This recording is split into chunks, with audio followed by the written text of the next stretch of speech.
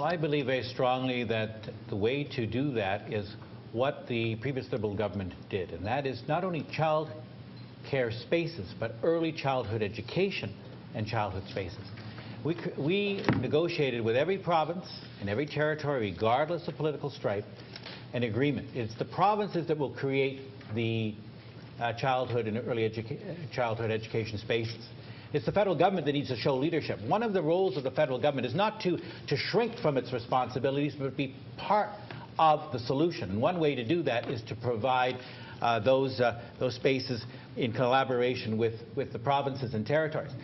Currently, the present government has given $100 before taxes for a child space in the provinces. Now, I want to ask the question to the audience, which is, you can show me where you can get a month of childhood space for $100 less taxes, so it's probably around $55. I would really question that. We have said we are committed, we will keep the $100. But we are going to work again with the provinces to create that, because it's not just, it's to help young families being able to go out and be able to work, but it's also providing that early childhood. And we all know that early childhood education is absolutely essential. As a former teacher, I can tell you how critical that is. And so we are providing choice. But to say to someone that at the present time, there's been no spaces created. So it is absolutely critical that we work again in collaboration with the provinces. I think Canadians want us to work with the provinces and territories to provide those spaces for young children today. Now Cameron, your turn. Yeah, I think it's refreshing to hear that it is going to be this collaborative and cooperative effort, and it's going to be through all levels of government that we can achieve this. It's, it is a provincial issue, but as my Liberal friend has said, that you really can't take a blind eye. You can't step back from it from the federal level. And we need to start looking at the entire educational model, the entire educational system. And we need to provide what's necessary today. And to do that, there's programs that need to be reworked. Again, if I had the detail for you right here, sitting here at this stage of the process, I would be happy to provide it. I think what's appropriate is to turn the viewer's attention to Vision Green, which is a plan that's on the internet. It's available year-round. It's not an election plan. It's a year-round plan for the Green Party. And and then to the Green Book, which I have in front of me here, to get the kind of details and the answers that you're looking for on all of the issues that Canadians face. And then specifically as it comes to early childhood education and daycare, I think it's something that has to be addressed. And it takes a community to raise a child. It's no longer the responsibility of just two parents who need to be out there working. So we've got to really look at the whole thing. Okay, so now, now it's 5 minutes. Okay, well, I'd just like to throw in my 2 cents here, right? Jack Layton has, of course, always worked with whichever government was in power to attempt to make improved child care programs a reality. To answer Bryon's question, it costs about $35 to $100 a day for child care in Richmond Hill, depending on where you go. So seriously, a baby bonus is a baby bonus, right? There are some things that could be done to enhance that, but let's not fool ourselves into thinking that a baby bonus is a child care system. Our structure of confederation of our country gives a lot of money to the federal government, but a lot of the responsibilities are held by the municipalities. And it turns out with child care, as in many other issues, the best solution in one place is not necessarily the best solution in another place. So we really have to work with a government that is closest to the people and knows the local context the best in terms of the flexibility for the programs that are most appropriate for the people that are there. And we need to recognize that the family life in this country has changed drastically. There's not really a typical family, and it certainly isn't what they would say is the traditional family of the 1960s. Many parents, in fact, I think it's even most parents, are working parents. There are many reasons for that, but you can't solve all problems at once. So let's try to work to help the people and get their kids taken care of. And that's why the collaborative approach is most important. We've indicated we would invest $500 million in the first year and up to $1 billion over 4 years in collaboration with the provinces, and they obviously will be coming to the table. It worked once before. Unfortunately, it was scrapped by the present government.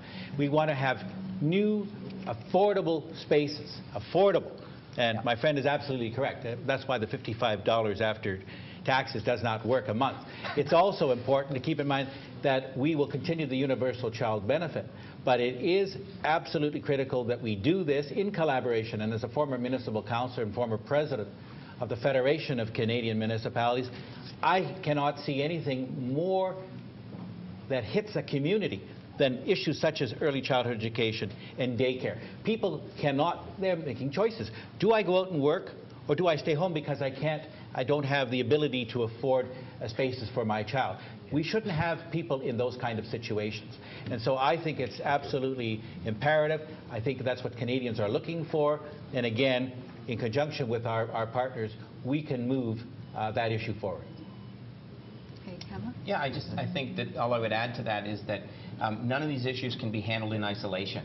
We have to look at the entire picture. If we look at the demographic and the working demographic of Richmond Hill, most people that live in Richmond Hill don't work in Richmond Hill. They travel somewhere else to do that. So all of these factors come into play when we actually have to create the solutions that work for tomorrow and that they work today for tomorrow.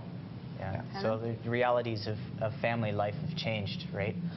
Literally, my house was built in the 1950s, and at that time, one person's wage could raise a family. Housing prices has changed a lot. It takes two people's wages to raise the family in the same house as it did 50 years ago. And I can certainly just say that I hear from daycare operators all the time, and there's just an unbelievable need out there in Richmond Hill for spaces. But again, trying to create those spaces, given the straitjacket that many people are in, and given the straitjacket that these centers are in, it's just not practical. Okay, do you have any questions? Yeah, it looks like the child care is important to families, and it looks like it's not an isolated issue to be solved. We heard that there is to subsidize the mom to stay at home for 1 year, and also the universal child tax. So any other more detailed, concrete plans are in place to help those families in terms of child care? We're proposing changing the EI methods. Many people don't know this, but if you go on maternity leave and they lay you off the day after you come back, you don't qualify anymore. Okay. Right? You have to be there for several months. Right? So this is an unfortunate situation, and it should be corrected immediately. And the monies that we are proposing, we see as an investment. Not only an investment in families, but an investment in children. We want to create an equal opportunity field for families in this country. And the way to do that is, again, working with those who are directly responsible, which are the provinces and territories. But again, the fact that we were able to sign an agreement with every province and territory, regardless of political stripe, this isn't, in my view, a political issue. It's a family issue, it's a social issue, it's an issue that touches the lives of individuals, and we need to be able to say, here is what we're going to do, this is how we're going to do it, and at the end of the day, children will benefit, families will benefit, and again, the early childhood aspect of that is absolutely, I think, an essential agreement, because without that, I guess you're just babysitting, and this is not what anybody's proposing. Yeah, the most critical years in a person's development are the youngest. Absolutely. Right? The younger you are, the more critical this time of development is. Yeah, and I think that speaks to, now, you want to consider that I have a little bit of a different approach and a bit of background. My children are both educated in the Montessori system, and the Montessori system of education actually speaks directly to that. The children start much younger, and you're now starting to hear things about, you know, full-time daycare and full-time kindergarten programs. The Montessori educational system actually speaks to that, and I think we have to turn every stone over when it comes to how are we going to deal with these things and create the solutions that don't just work for today. We've really got to look at what does a child need and how do we provide that, and create a holistic system and a holistic method that'll solve that problem. Yeah. This is also a situation where just leaving things up to the private sector has been shown that it's not going to make a comprehensive thing that people can actually afford and get what they actually need. It's called leadership, and it's leadership that I think Canadians want.